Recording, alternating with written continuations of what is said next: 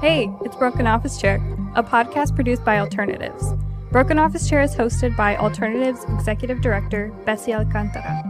Bessie is a Chicago native, first-generation Salvadoran Mexican-American who's passionate about dismantling systemic racism.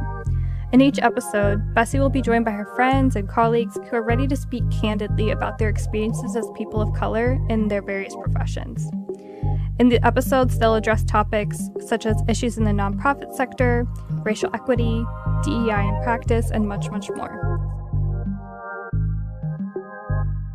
Hi, we are here today with Dakarai Larriett, and I am going to let you introduce yourself and tell us a little bit about you. Well, thank you, Bessie, so much for having me here today.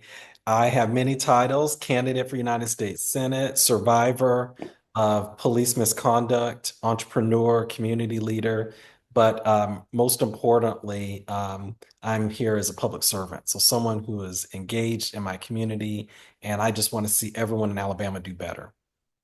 Why don't we start there?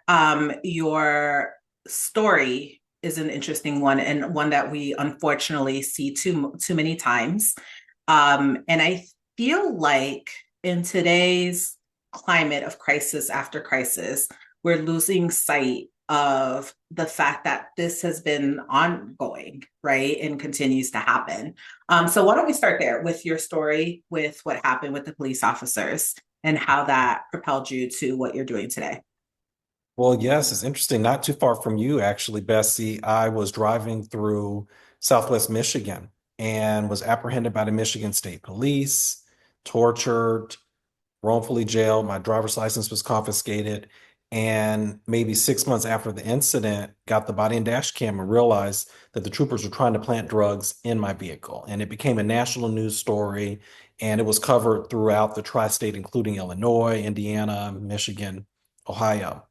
And ever since that day, I've been fighting for justice and starting to write my own laws, one of which I call the Motorist Bill of Rights, which protects all of us in our interactions with law enforcement. And that was one of the key reasons I'm running for United States Senate back home here in Alabama to bring these laws nationwide. Can you talk a little bit about how this arrest has impacted you? Well, it's fitting that it's Mental Health Month. And Mm-hmm. after the incident, I didn't quite realize it at first, but I was suffering severe anxiety, PTSD, depression. I would wake up every night around 2 a.m., which is when the incident happened, and I was just reliving it, reliving it, reliving it. And my relationships with my friends and family were compromised as a result of my condition. So I did ultimately get help, started speaking to a psychologist, and I'm so much better for it. And I'm a huge proponent of mental health. And ultimately, I came out stronger from this situation. I have never described myself as anti-police. I never had any personal experience like this before or after. In fact, last night I actually spoke to the police union here in Birmingham, Alabama, about how we address the problem with legislation. That's what we need to do. We've got to address the problem with legislation. So when you talked about the mental health impact, and in your story, one of the things I saw was that you were talking about that this arrest is, now you have this arrest that follows you, even though you did nothing wrong. Yes. How does that impact you? It's humiliating, and it very likely will impact my earning ability throughout my life, my credibility in the community. Oftentimes people look for these things or look up these things and they never have a discussion with you. They never get your perspective. And Mm-hmm. it was interesting. I was up for reentry, global entry um, renewal. Mm-hmm. And there was this awkward moment when the officer said, "Hey, what happened in April of 2024?" So, despite the fact that charges against me were dropped within days, Mm-hmm. it's going to stay on my record in some form or another for the rest of my life. And it's unfair. And I just hurt for all the other folks who have experienced this. And I was fortunate. I was able to get out within a day. I was able to afford legal representation, very robust representation to get the charges dropped immediately. I never was even arraigned. but other folks lose their cars, they lose their jobs, and they're standing in the community. Yeah, I think that's what was the allegation? What was the reason for the arrest? So the stop, I'll start with that, was the allegation was that I was making a rolling stop. Okay. So Okay. from a rolling stop, it became, we smell alcohol in your breath, to you're demonstrating signs of driving under the influence of marijuana.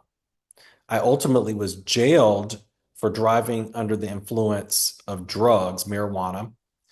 And in the process of being jailed for that, they accused me of trafficking drugs by way of ingestion, forced me to use the restroom publicly in the jailhouse, and yelled at me, "Don't flush," which became the name of my Hmm. best-selling book. So there were so many different moving allegations, Yeah. and the line is they had a picture of what I should have been. They had a stereotype in their mind, and they simply couldn't place me in it. So they just kept moving the yardstick throughout the night. Here's what's wild, right? How many of us do a rolling stop or don't stop at all? Something that you don't think about the ability, whether you did or didn't, right? You don't think about the ability to do a rolling stop as an example of privilege. I Yeah. constantly yell at my husband for doing a rolling stop with the baby in the car. Um, and so, something that even if you did have a rolling stop, that should have been so minor. And my understanding is that they did sobriety tests on site that you were fine in, and they just kept repeating them.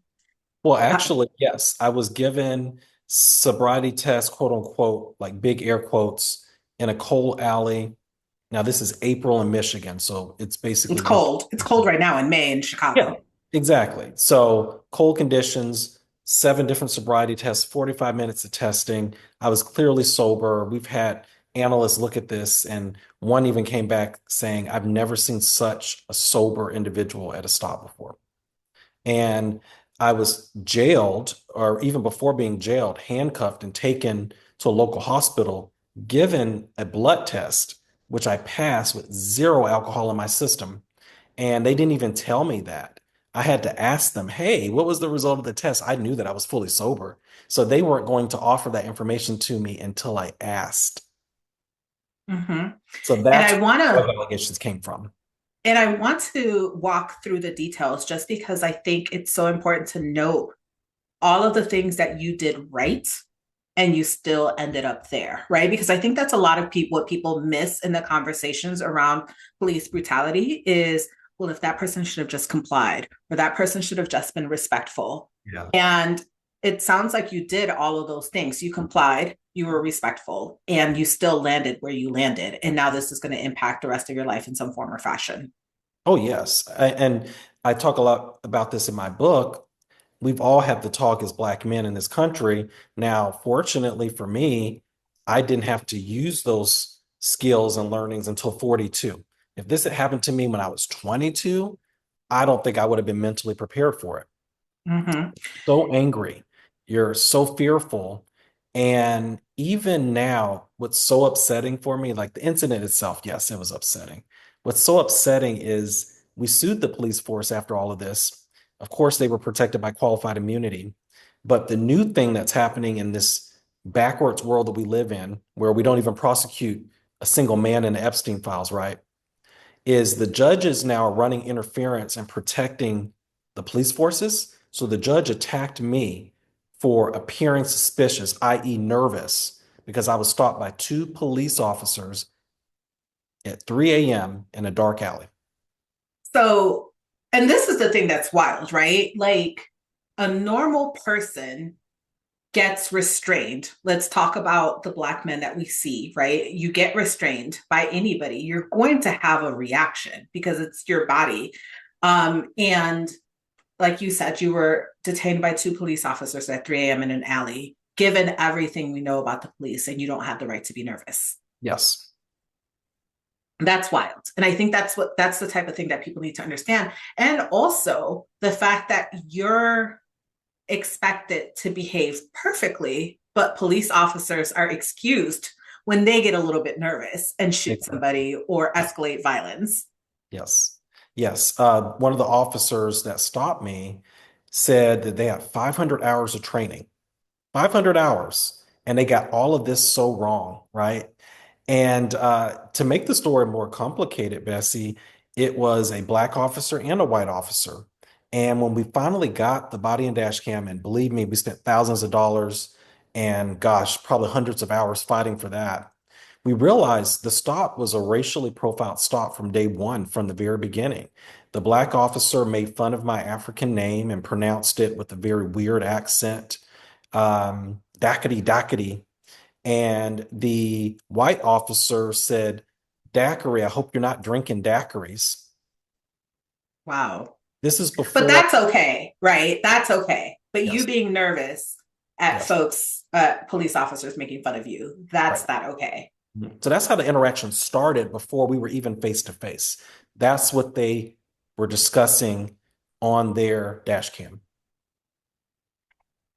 So I'm a social worker, I'm a trained social worker. And in order for me to talk to people about their mental health, I had to go through an undergraduate degree.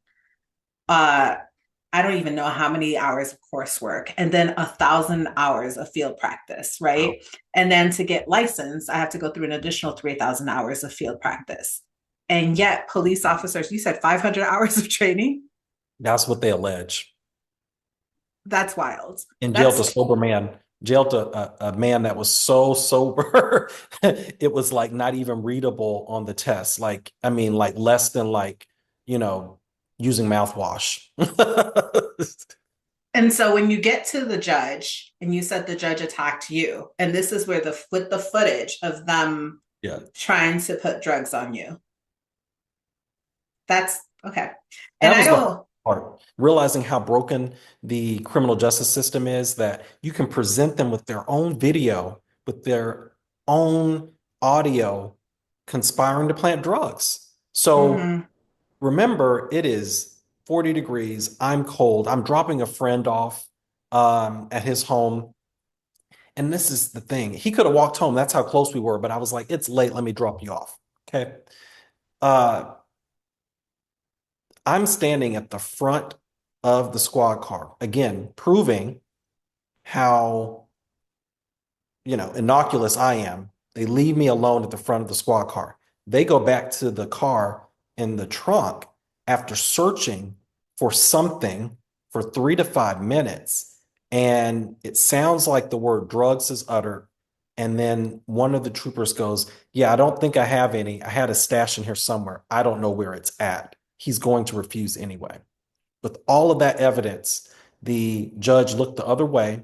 He allowed the Michigan State Police to submit edited and redacted video in their defense as if that were true evidence. It did not go through any type of screening or validation. And then he basically acted as judge and jury and threw my case out. So this is so it's I mean, you know the information, but to hear the personal stories, I think is just even more disheartening, right? Um, all of this led you to start campaigning for ending qualified immunity. Can you talk Yes. to me a little bit about how you see ending qualified immunity as one of the many possible solutions to this? It's going to take a lot of work. And I have to be transparent about that because we have bills like Back to Blue that have been resuscitated from 2023 moving through the House right now. Well, And if for folks who may not know, what is Back to Blue? so Back to Blue is basically providing qualified immunity nationally, every single state. Now, the vast majority of states already have something like qualified immunity, which is a legal force field around judges and police officers. And essentially, it was intended to prevent malicious lawsuits against public workers when they're in the course of doing their job. But it's expanded to the point of no accountability.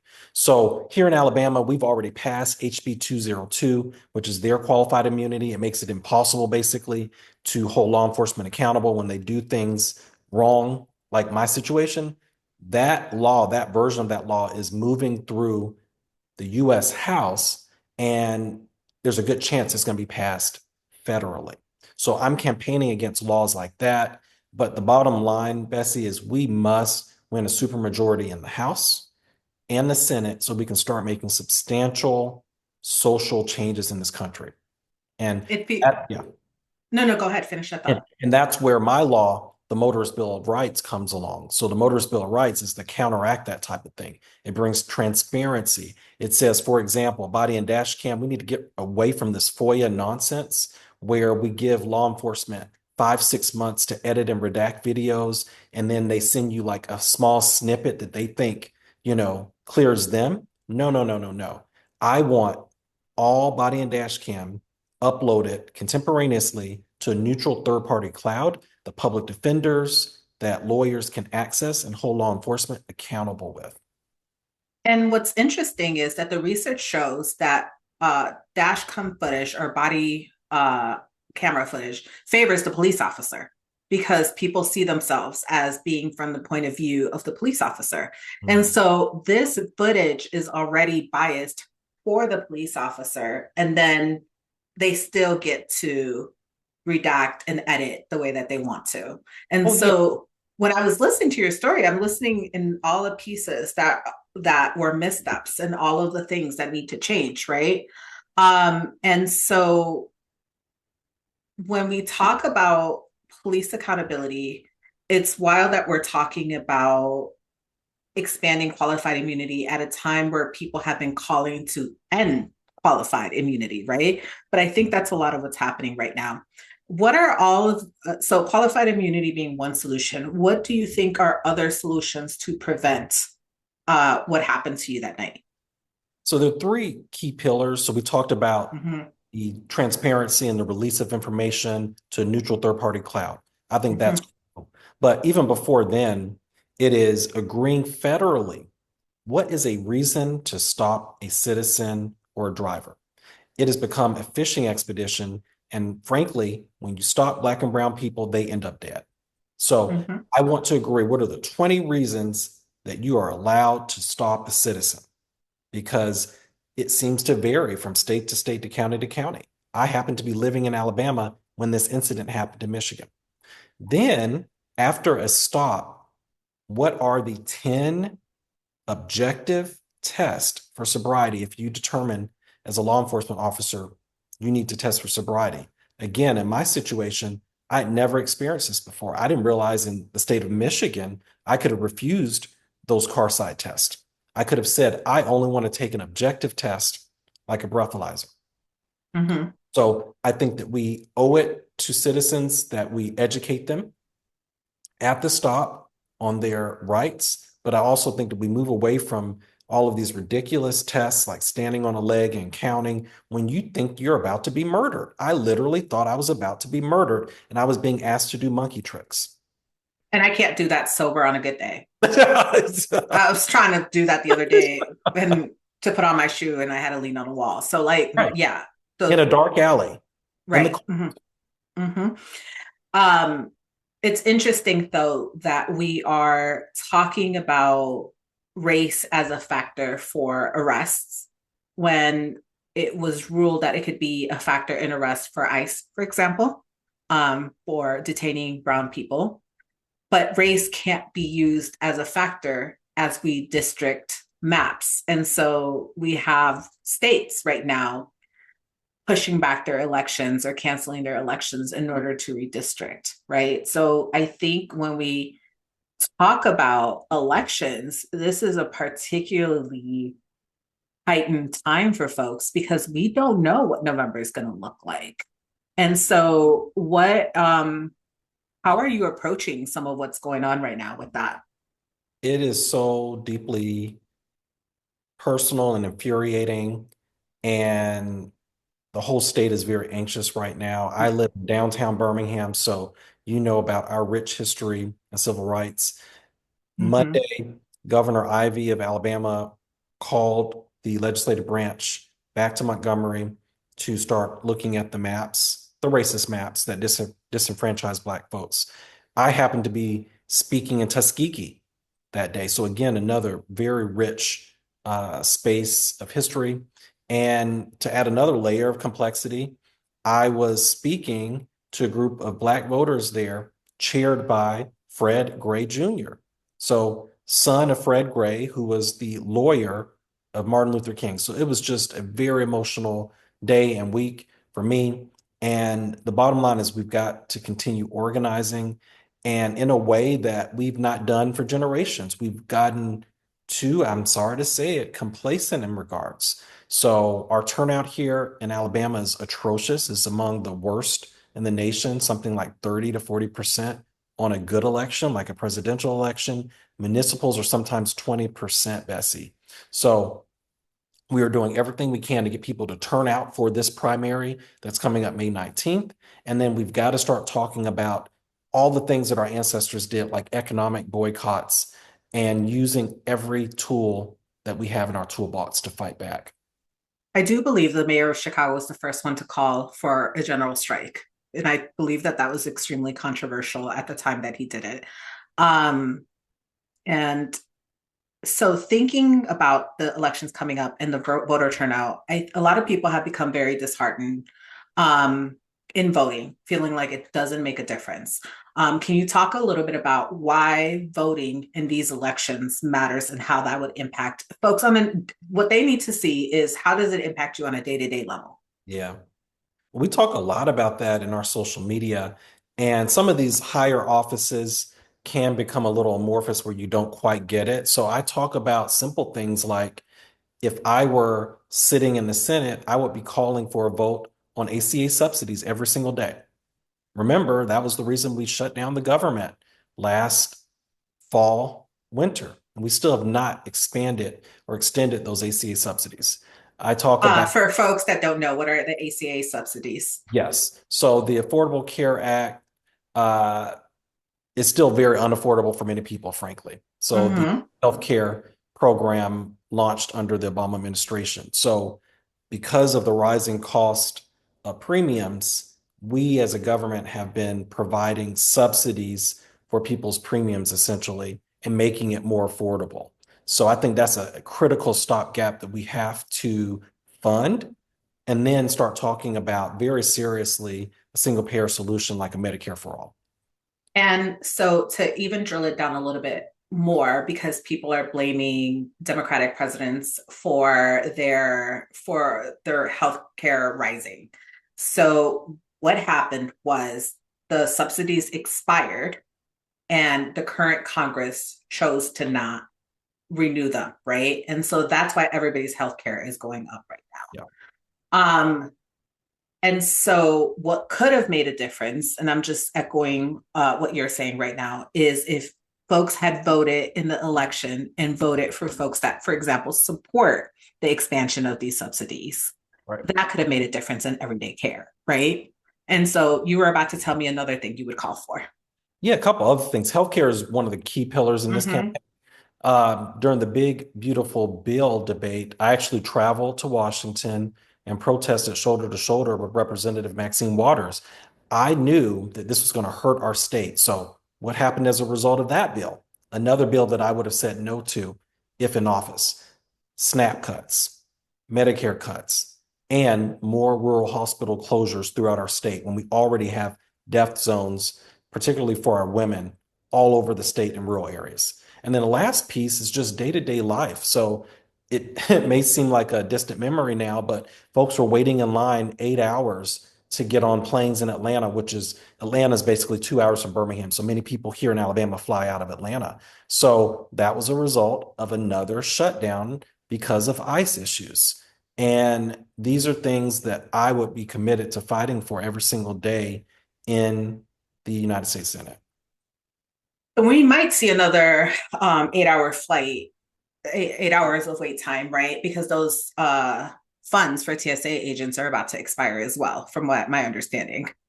And so these are very real things that are happening on a daily basis. I think the next follow-up question would be, as an elected official, though, what is your accountability to make sure that these things happen? Because another reason people are jaded is that because they vote people into office and then they don't do what they said they were going to do.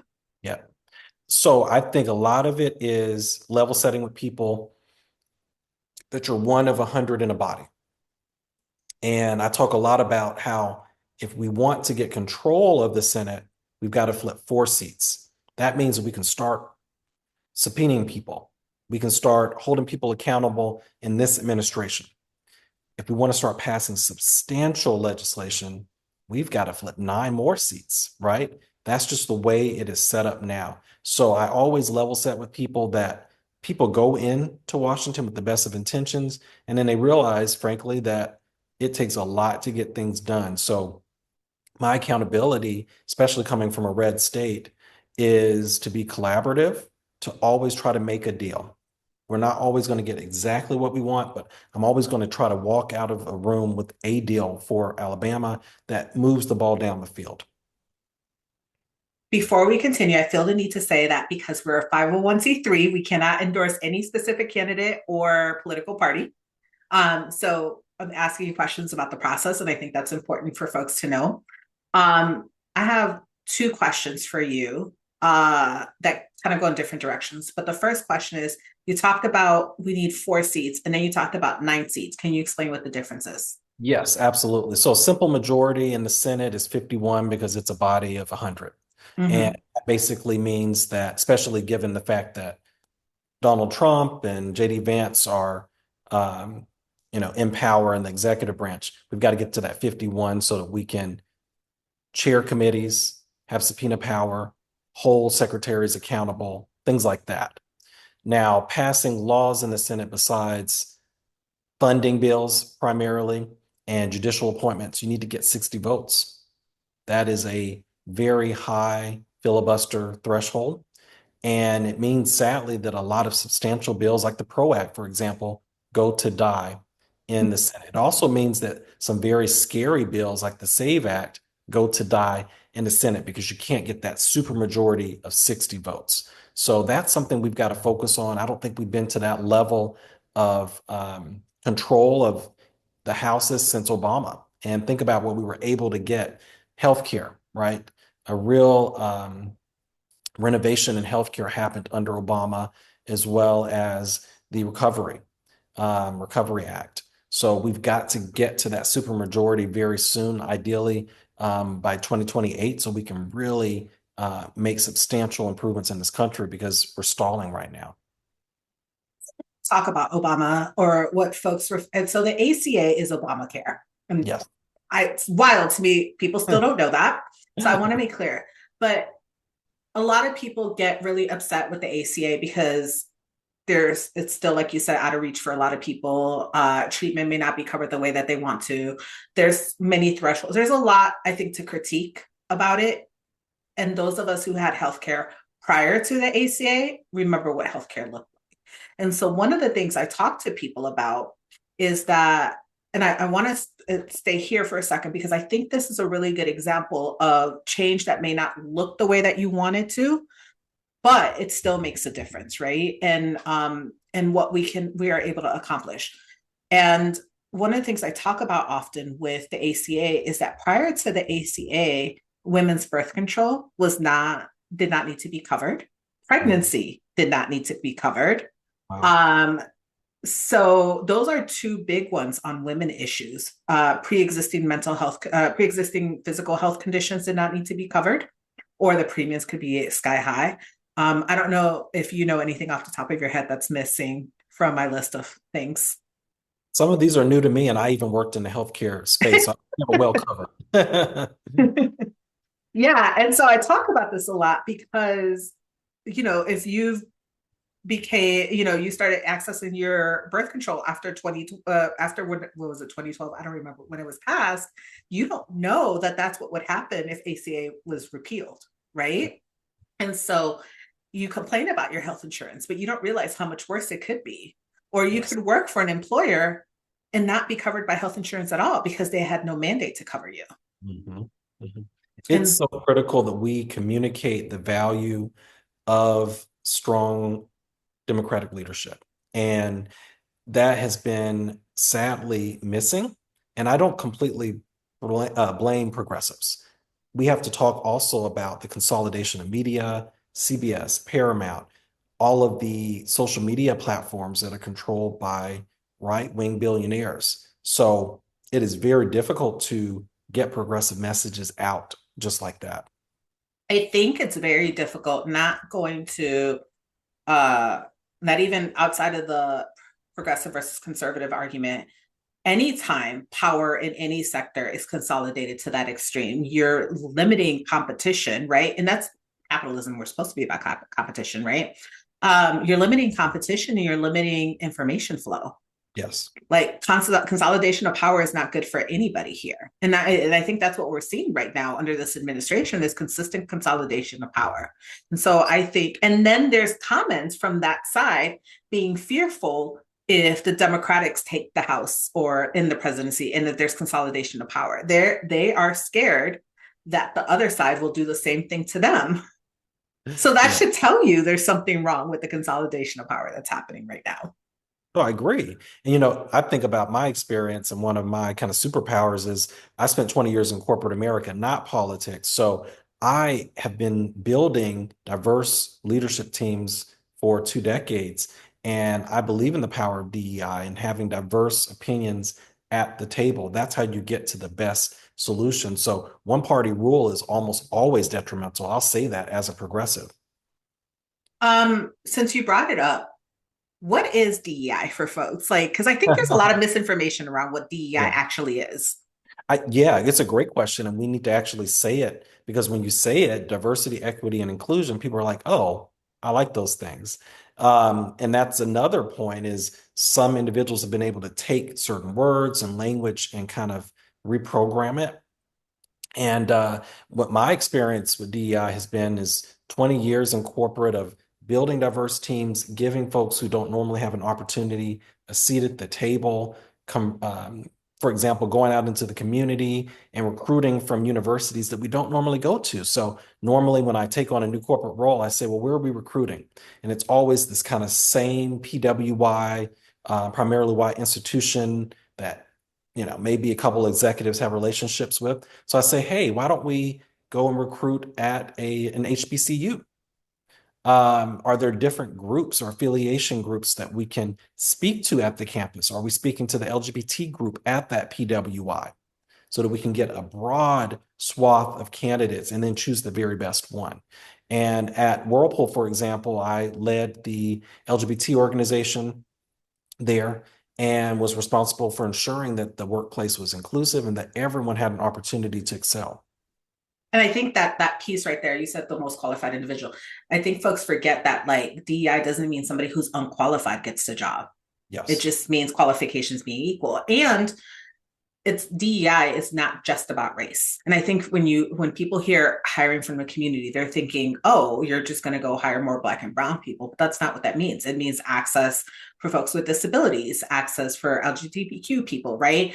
And one of the things that we often don't talk about is that the largest beneficiaries of DEI are actually white women. Yes.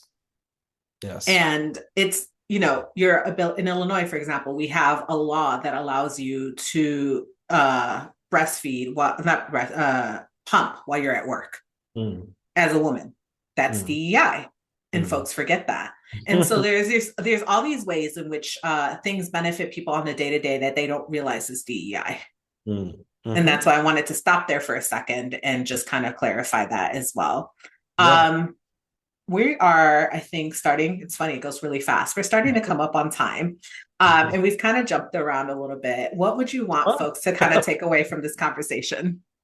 Well, what I would take away from this conversation is that there is so much more work to do, and we all have a part in it. And from voting rights to DEI, we don't lose by shrinking. We win by expanding the pool of people and giving everyone an opportunity to have a seat at the table. And that's something that I'm campaigning on and I've lived my life in. Is there anything I didn't ask you that you want to talk about? Well, I guess my background, just a little bit more about my Oh, yeah, go for background. it. So I'm truly a public servant. So I started in public service 20 years ago in the South Bronx. So working at community-based organizations like the Bronx Community Pride Center, advocating for our unhoused and LGBT youth, fighting the HIV epidemic. I then went on into specifically public health at National Harm Reduction Coalition as a senior member there. and fought the opioid crisis. Came back to Alabama, joined the board of University of Alabama, Alumni Association, ensuring equal, non-discriminatory access to education. And then most recently, I joined the board of Alabama Equality. So this is my life's work, and I want to bring that to Washington. I want to bring that to legislation. I want you to talk a little bit, since you talked a lot about equality, or equity. When we talk about that, how would you ensure, I think, that all citizens have their needs met? Because I feel like when folks hear that, they hear that you're going to advocate for Black and Brown specifically, which I think is part of the story. But how do you make sure that people get from your message that this is not about you versus them? Yeah, that's very difficult for certain people to grasp. And it's a question I've had to answer many times in my career. It starts for me with the idea of how do we expand the pool to everyone? How are we reaching out to all the community? And I mirror that just even how I run my corporate teams or how I run my business or this campaign. So some of my most senior advisors are white women, so very different demographic from my own, and they allow me to identify blind spots. And for example, our approach to reproductive freedom, all of these different things that I may not know personally. So it is not a pro-Black or pro-LGBT agenda. It is a pro-Alabama agenda, and Alabama is a diverse state. In fact, we just launched a Hispanic commercial. No one else in this race is speaking to Hispanic people. So we launched that to show that we understand their challenges and we can speak in their language. So we have some of our super volunteers at the university that are Hispanic, and they played a big part in us producing that commercial. You talk a little bit about, or a lot about, Alabama, rightfully so. How does what you talk about, though, impact us everywhere else? You can lift it and drop it anywhere in America. So I'm running for a federal role, and frankly, the areas I'm most passionately about are agriculture. With us being an agricultural state, we all eat, right? So I always say that food security is national security. We've got to protect our farmers, and my cousins are cattle farmers, and we're all types of things down in central Alabama. I'm also very much interested in armed services, keeping our homeland safe, and caring for our veterans. My dad is a veteran. So the concepts and issues that I care about truly are universal. And as I mentioned before, the key pillars of the campaign are investing through education, healthcare, and economic opportunity. Well, I appreciate you being here today. Can you let folks know where to find you on social media? Check me out at Dakarai Larriett for Senate. And then my website is dakarailarriatt.com. And we cannot wait to hear from you. Click Get Involved. You can volunteer from anywhere across the nation. You can also donate from anywhere across the nation. And that allows us to get the word out and, frankly, have a chance of winning this primary on May 19th. All right. Well, thank you so much. Thank you so much, Bessie. It was such an honor. Keep up with everything going on at Alternatives, or to donate, you can visit us at our website, alternativesyouth.org. You can also follow us at Alternatives Inc. on Instagram or at Alternatives Youth on Facebook. If you want to keep up with Bessie, you can follow her on Instagram and TikTok at Bessie_Alcantara. Thanks for listening.